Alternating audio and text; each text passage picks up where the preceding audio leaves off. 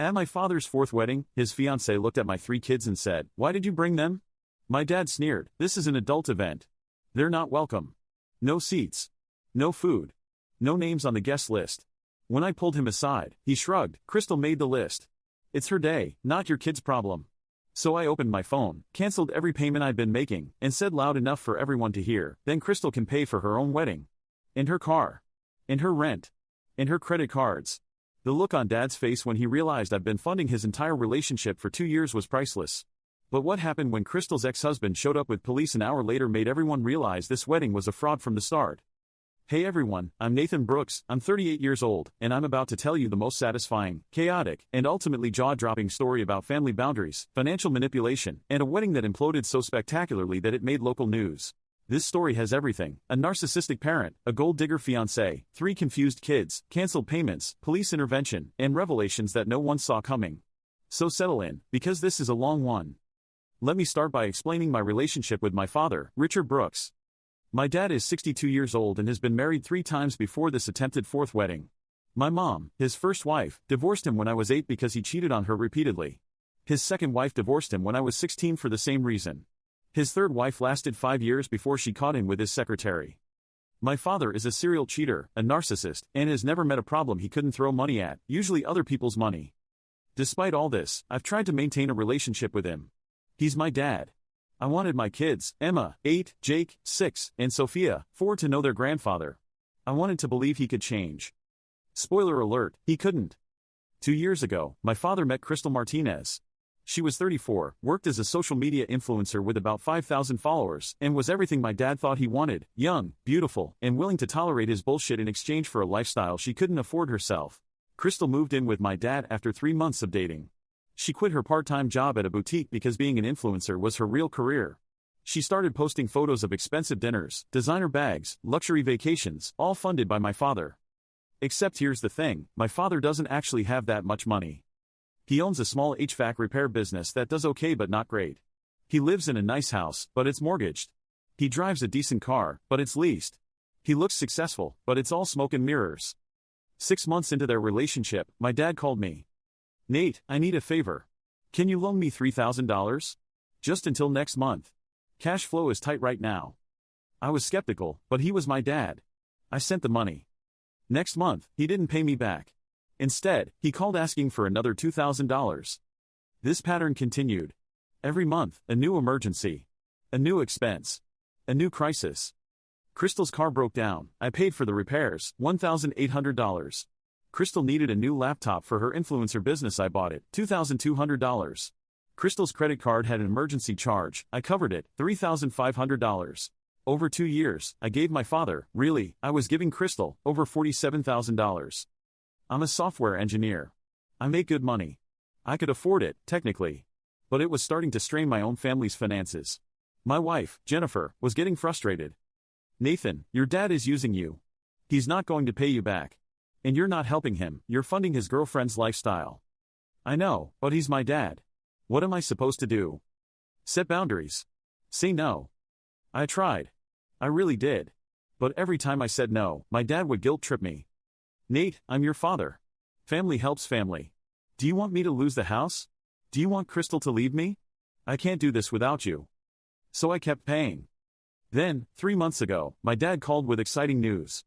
"Nate, Crystal and I are getting married. We're planning the wedding for November. It's going to be amazing." "Congrats, Dad. That's great. There's just one thing. The wedding is expensive. Crystal wants it to be perfect. And we need some help with the costs. Can you contribute? Maybe $15,000. I should have said no. Jennifer begged me to say no. But my dad pulled out all the stops. "Nate, you're my only son. This is my last wedding, I promise. I want you to be part of this. I want Emma, Jake, and Sophia to see their grandfather happy. Please." Against my better judgment, I agreed. $15,000 for the wedding. But it didn't stop there. Over the next 3 months, more requests came in. Crystal's wedding dress needed alterations, $800. The venue required a bigger deposit, $3,000. The photographer needed a down payment, $2,500. The catering increased per person, $4,000. Crystal needed her hair and makeup professionally done, $1,500. By the time the wedding rolled around, I contributed $26,800 to this wedding, plus the $47,000 over 2 years. I'd given my father and Crystal $73,800. I didn't tell Jennifer the full amount. I was ashamed. I knew I was being used, but I couldn't stop myself. The wedding was yesterday, Saturday afternoon. Jennifer, me, and our 3 kids got dressed up and drove to the venue, a country club about an hour outside the city. We arrived at 2 p.m. for the 3 p.m. ceremony. The place was beautiful. Expensive. Everything Crystal had posted about on her Instagram for months. We walked into the reception hall where guests were gathering, and I went to find our seats. I couldn't find our names on the seating chart. I checked again. Nathan Brooks and family, not listed. I found the wedding planner. Excuse me, I can't find my family's name on the seating chart. She checked her tablet. Brooks? Nathan Brooks? I don't have you on the guest list. That's impossible. Richard Brooks is my father. I'm his son. I'm sorry, sir. You're not on the list. Perhaps there's been a mistake? Jennifer's face went pale. Nathan, did your dad actually invite us? Before I could answer, Crystal appeared. She was in her pre-ceremony outfit, an expensive white pantsuit, and she looked annoyed. Nathan, why are you here? What do you mean why am I here? It's my dad's wedding. And who said you could bring them? She gestured at my kids, who were holding Jennifer's hands. Emma looked confused. Jake looked hurt. Sophia started to cry. They're my children. Your future step-grandchildren. This is an adult event, Nathan. No children. I made that very clear on the invitations. I never received an invitation. Well, that's not my problem. She turned to walk away. Crystal, wait. Where are we supposed to sit? You're not sitting anywhere. You're not on the guest list. You need to leave. Jennifer grabbed my arm. Nathan, let's just go. This is humiliating. But I was frozen. $73,800. I'd given them $73,800. My dad appeared then, walking over with a champagne glass in his hand. Dad, what's going on? We're not on the guest list? He looked uncomfortable. Nate, Crystal made the seating arrangements. It's her day. You understand. Her day that I paid for. I gave you almost $27,000 for this wedding. People were starting to stare. Crystal's face went red. Lower your voice, my dad hissed. You're making a scene. Making a scene? Dad, my kids aren't welcome at your wedding. Your grandchildren. The wedding is adults only. Crystal wanted it that way. They're kids, they won't even remember this. Jake started crying. Emma pulled on my sleeve. Daddy, can we go home? I pulled my father aside, away from the crowd. Jennifer took the kids outside. Dad, explain this to me. I've given you tens of thousands of dollars. I paid for most of this wedding. And my kids, your grandchildren, aren't even welcome? He shrugged. Actually shrugged. It's Crystal's day, not their problem. She wanted an elegant, adult affair. Kids don't fit that vision. And you're okay with that? Nate, you're being dramatic. They're just kids. Bring them to Thanksgiving or something. Something in me snapped. I pulled out my phone. Opened my banking app. What are you doing? My dad asked. I'm canceling every payment I've been making. His face changed. What? I started tapping on my phone. The wedding photographer? I put 50% down. Canceling. The caterer? I paid the deposit. Canceling. The venue? I covered the extra charges. Requesting refund. Nate, stop. Don't do this. Oh, I'm not done. Crystal's car payment? I've been covering it for 8 months. Canceling. Her credit card? I've been paying the minimum for a year. Stopping payment. Her apartment rent before she moved in with you? I covered 2 months. Requesting that money back. My dad grabbed my arm. You can't do this. The wedding is in an hour. Then Crystal can pay for her own wedding. I said it loud enough that several guests turned to look. And her car. And her rent. And her credit cards. Since it's her day, she can pay for it herself. Crystal appeared, her face white. What's going on? Nathan's canceling the wedding payments, my dad said, panicking. You can't do that. Watch me. I hit send on the last cancellation request. I just did. The wedding planner rushed over, phone in hand. Excuse me, Mr. Brooks? I just got notification that the catering deposit was refunded. And the photographer is asking about their payment. What's going on? There's been a mistake, Crystal said quickly. No mistake, I said clearly. I paid for most of this wedding. And since my children aren't welcome here, I'm withdrawing my financial support. Immediately. The panic was instant. Crystal started crying. My dad started yelling. The wedding planner was making frantic phone calls. How could you do this? My dad shouted. You're ruining my wedding. I'm not ruining anything. I'm just not paying for a wedding where my kids aren't welcome.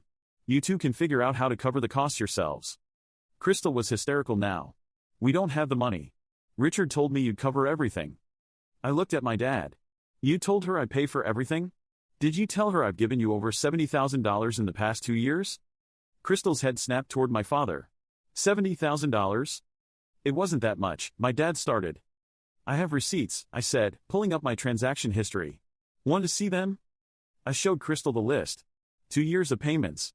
Every emergency that I covered. Every expense I paid. Her car, her laptop, her credit cards, her apartment, her lifestyle. Her face changed from panic to fury. You told me you were successful. You told me you could afford all this. I can afford it. Nate is just being dramatic. You've been using your son's money to pay for my lifestyle. To make me think you were wealthy? Crystal, let me explain. But Crystal wasn't listening. She was looking at her phone, scrolling frantically. The caterer is threatening to cancel. The photographer won't work without full payment. The venue is saying we're in breach of contract. The wedding planner approached. Ms. Martinez, I need to speak with you and Mr. Brooks immediately. We have a serious problem. As they walked away, guests started whispering. People were confused. The ceremony was supposed to start in 30 minutes, but clearly something was very wrong. I walked outside to find Jennifer and the kids. They were sitting in our car. Let's go home, I said. What happened? Jennifer asked. I canceled everything. The wedding's imploding. Let's get out of here. We started to drive away, but I looked in the rearview mirror and saw police cars pulling into the parking lot. What the hell? I said. Jennifer looked back. Why are the police here? I turned the car around and pulled back into the parking lot. I had to see this. 2 police officers were walking into the venue. People were coming outside, confused and talking loudly. My father was arguing with someone, a man I didn't recognize. I got out of the car. Jennifer stayed with the kids. I walked closer and heard the argument. You can't marry her. The strange man was shouting at my father. She's still married to me. The police stepped between them. Sir, calm down. Everyone calm down. I recognized the man now. I'd seen him in old photos on Crystal's Facebook before she made her profile private. Her ex-husband. What's going on? One of the officers asked. This woman is my wife, the man said, pointing at Crystal. We never finalized our divorce. She abandoned the process 2 years ago. We're still legally married. Crystal was shaking her head. That's not true. We got divorced. No, we didn't. You disappeared before the final hearing. I have the court documents. The divorce was never finalized. You're still legally married to me. The police asked to see identification and documentation. Crystal couldn't provide a divorce decree. The ex-husband, his name was Robert, showed the police the court records on his phone. She left me, took all the money from our joint account, and disappeared, Robert said. I've been looking for her for 2 years. A friend saw her wedding announcement on Instagram and recognized her. That's how I found her. The police officer turned to Crystal. Ma'am, is this true? Crystal was crying. I had to leave. He was controlling. I needed to start over. That doesn't change the legal facts, the officer said. If you're still married, you can't marry someone else. That would be bigamy. The venue was in chaos now. Guests were leaving. The wedding planner was on the phone with the venue manager. My father was standing alone, looking devastated. I walked up to him. Did you know she was still married? No, he whispered. I had no idea. Did you know she was using you for money? He didn't answer. Dad, I gave you over $70,000 because you told me you needed help. You told me it was emergencies. You told me it was temporary. But you were just using me to fund a lifestyle you couldn't afford in a relationship with a woman who was still married to someone else. Nate, I'm done. I'm not giving you any more money. I'm not bailing you out anymore. And until you can acknowledge what you did and apologize to my kids for humiliating them today, I don't want to talk to you. I walked back to my car. Jennifer looked at me with wide eyes. The bride is still married to her ex-husband, I said. The wedding's off. Let's go home. The fallout over the next few weeks was spectacular. Crystal was investigated for fraud. She'd applied for credit cards using my father's income information but claiming to be divorced when she was still legally married. She'd also received benefits from the state claiming she was a single mother. She had a son from her marriage to Robert when she was actually living with my father. She was arrested. Charged with multiple counts of fraud. Last I heard, she took a plea deal and is serving 18 months in minimum security. Robert, her ex-husband, finally got his divorce finalized. And he successfully sued her for the money she'd stolen from their joint account. My father's business took a hit. Word got out in our community about the wedding disaster. People started questioning his financial stability. He lost several major contracts. He called me twice. I didn't answer. He sent emails. I didn't respond.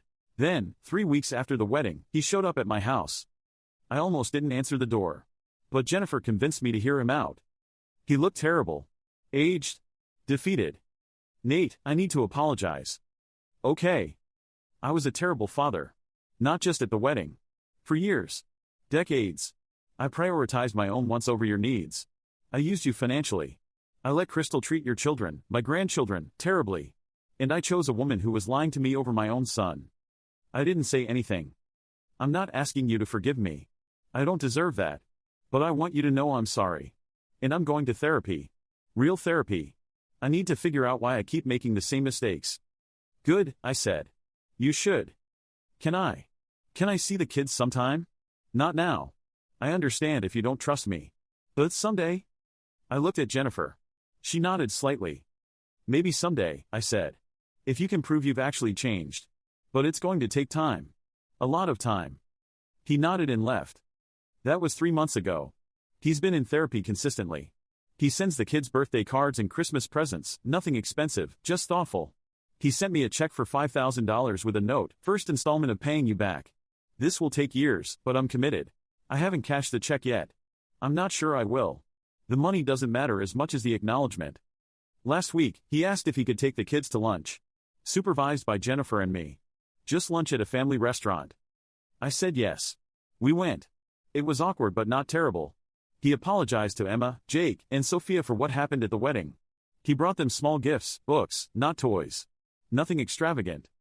I'm trying to be better, he told them. I know I messed up. But I love you, and I want to be the grandfather you deserve. Emma, sweet and forgiving at 8 years old, hugged him. It's okay, Grandpa. Everyone makes mistakes. I'm not there yet. I don't know if I'll ever fully forgive him. But I'm willing to let him try. As for Crystal, she's in prison. My father dodged criminal charges but not the social fallout. He's rebuilding his life slowly. And me? I learned some hard lessons. 1. Setting boundaries with family is not cruel. It's necessary. I should have said no years ago. 2. Helping someone doesn't mean funding their poor choices. There's a difference between supporting and enabling. 3. People who truly love you won't humiliate your children. My father allowed Crystal to exclude my kids from their own grandfather's wedding. That's unforgivable, regardless of the other circumstances. 4. Financial manipulation is abuse. My father used guilt and familial obligation to extract tens of thousands of dollars from me. That's not love. That's exploitation. And 5. Sometimes the most powerful thing you can do is withdraw your support and let people face the consequences of their choices. Canceling those payments was the best decision I ever made. Not because it ruined the wedding, though that was satisfying, but because it forced everyone to face reality. My father couldn't afford the lifestyle he was pretending to have. Crystal was a fraud in multiple ways. And I was enabling all of it by being the ATM. The wedding disaster was embarrassing for them. But it was liberating for me. I haven't given my father $1 since that day. And I won't. If he wants a relationship with me and my kids, it'll be built on honesty and respect, not financial dependence. Would I do it again? Cancel everything at the last minute? Absolutely. Because my kids' dignity is worth more than a wedding. My self-respect is worth more than my father's approval. And my family's financial security is worth more than funding someone else's fantasy. Thanks for watching, everyone. If this story resonated with you, hit that subscribe button. Drop a comment about your own experiences setting boundaries with family. Share this with someone who needs to hear that it's okay to say no to people who are using you. Until next time, remember that family who truly loves you won't ask you to bankroll their lifestyle while excluding your children. And when they do, you have every right to pull the plug. This is Nathan Brooks, signing off. The son who paid for a wedding he wasn't welcome at, until he decided he didn't have to anymore.